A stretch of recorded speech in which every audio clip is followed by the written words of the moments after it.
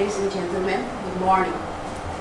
As previously introduced, I am Elsie Lomong-oy from Bisao Mountain Province, which is a geographically isolated village in the northern Luzon. I belong to the indigenous people of the north and an Igbo tribe of Mountain Province. We are simple people because the villagers are mostly marginal farmers, livestock growers, and a few do small-scale trading. We are not strangers to poverty and hunger. In my village, most of us earn the equivalent of $1.80 per day, and about 51% of our people live below the poverty threshold, while 49% of the families subsist below the food threshold level. I would like to share you a story that happened on August 20, 2015.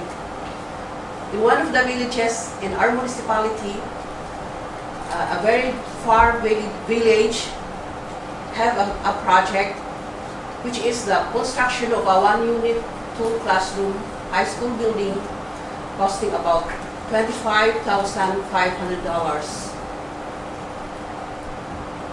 The people of the community are about 1,015 individuals.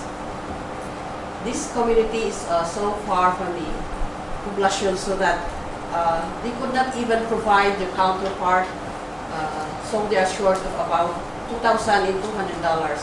This is quite few, but they could really provide, they could hardly provide this, so the municipality thought of something to do. They started this, what we call a human chain, so that in the morning of August 20, 2015, about 700 people or individuals gathered together and went to the area where this school building is supposed to be constructed.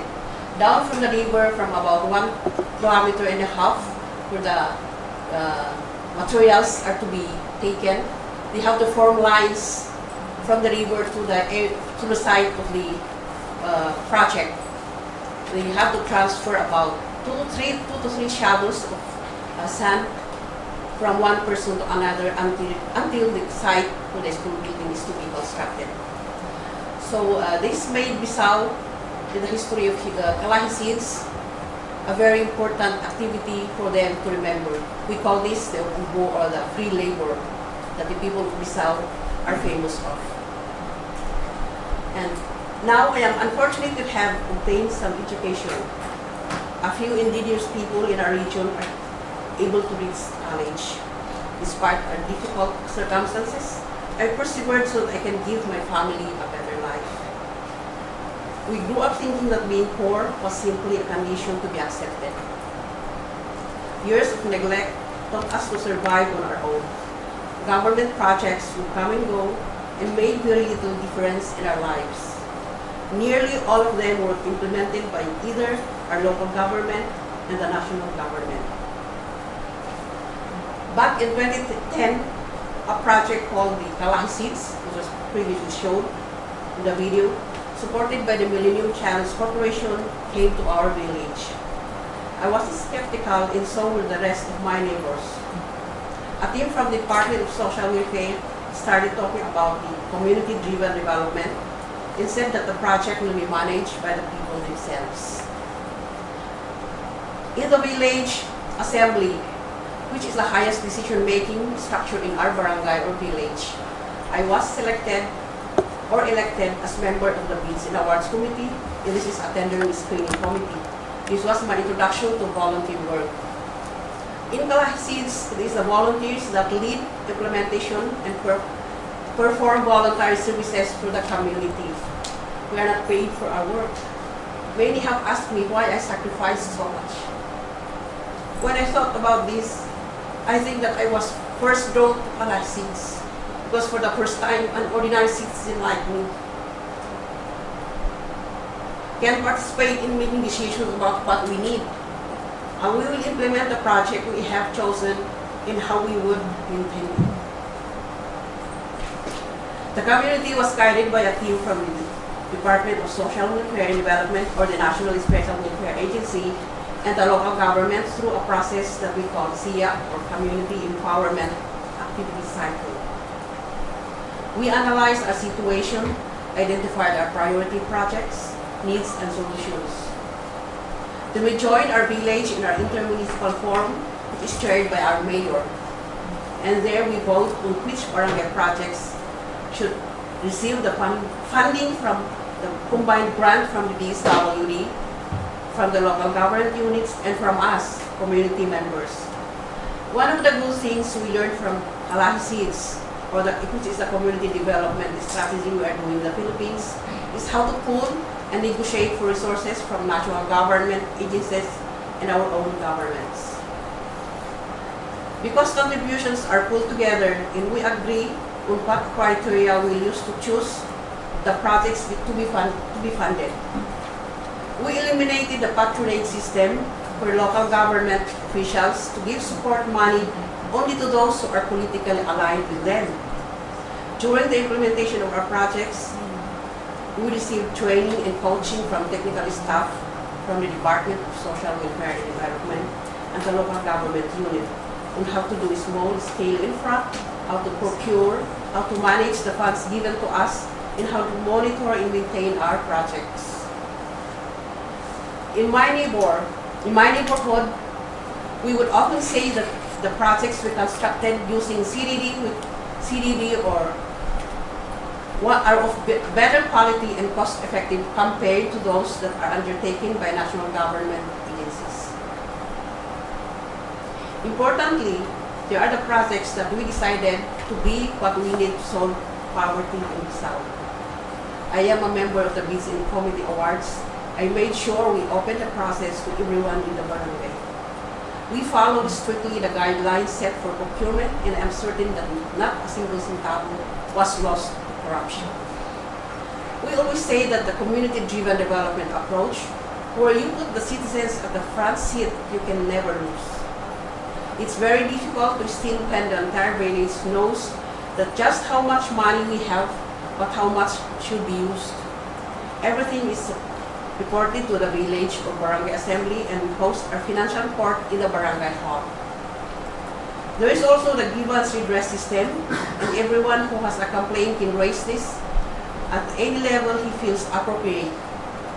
For instance, if we have a grievance about the way funds are being managed, I can text the mayor or a DSWD National Program Manager or even the DSWD Secretary herself, and I know that I will immediately get a response from them. Today, government is not just an abstract idea. I can feel government. I know my government is listening to the people. Finally, we are in control of government funds that used to be given only to local governments or managed only by national government agencies.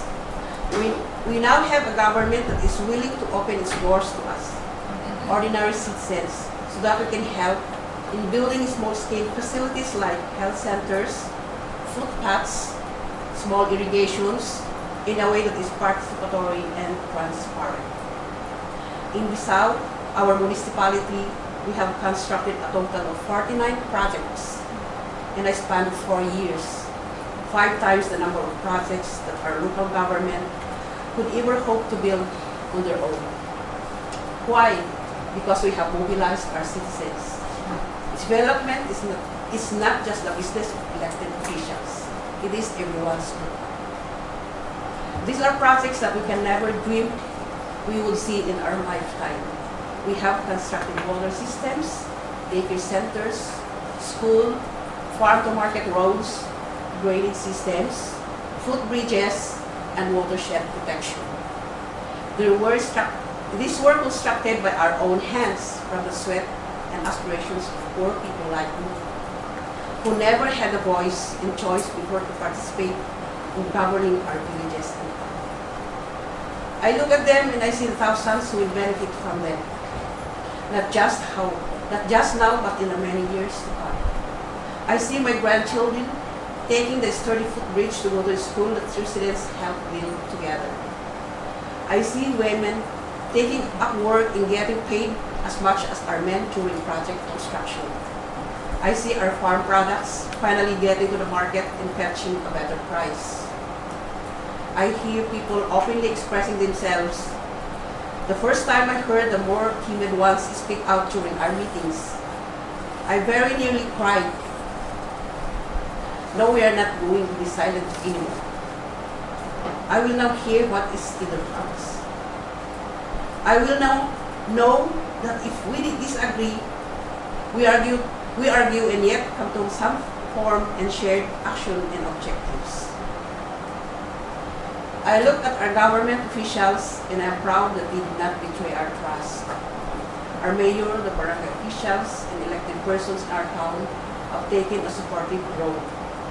They have given us the power that now generates excitement and energy in our whole town.